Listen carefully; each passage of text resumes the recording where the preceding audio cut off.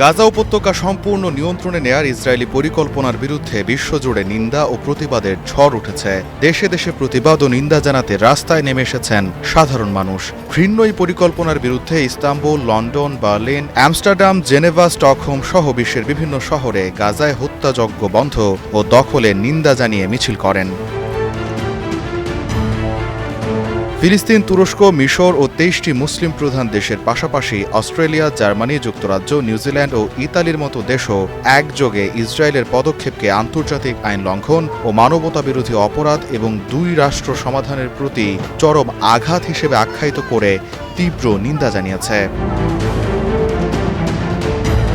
Israeli প্রধানমন্ত্রী Benjamin নেতানিয়াহুর কার্যালয় শুক্রবার ঘোষণা করে গাজা দখলের পরিকল্পনা ইসরায়েলের নিরাপত্তা মন্ত্রিসভা দ্বারা অনুমোদিত হয়েছে। এই ঘোষণার পরপরই তীব্র প্রতিক্রিয়া জানিয়ে বিবৃতি দেন ফিলিস্তিনের প্রেসিডেন্ট মাহমুদ আব্বাস।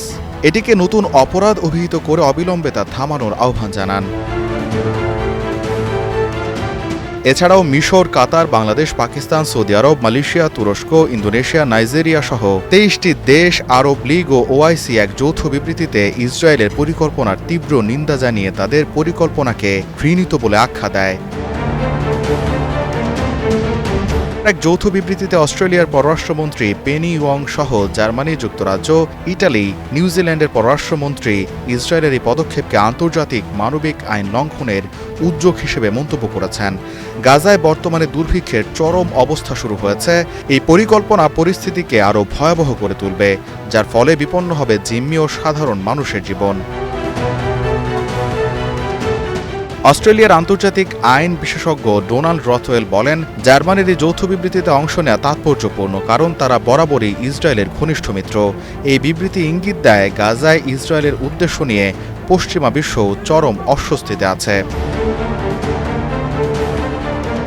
এদিকে এসব নিন্দা ও সিদ্ধান্ত বাস্তবে খুব একটা প্রভাব ফেলবে না, কারণ ইসরায়েল তার কৌশলে অনড়। কাতার বিশ্ববিদ্যালয়ের আন্তর্জাতিক সম্পর্ক বিভাগের অধ্যাপক আদনান হাইজানে মনে করেন, আগের মতোই বৈঠক হবে, ইসরায়েলের আচরণের নিন্দা জানিয়ে কিছু প্রস্তাব আসবে, কিন্তু বাস্তবিক কোনো পরিবর্তন হবে না দখলদারদের আচরণে।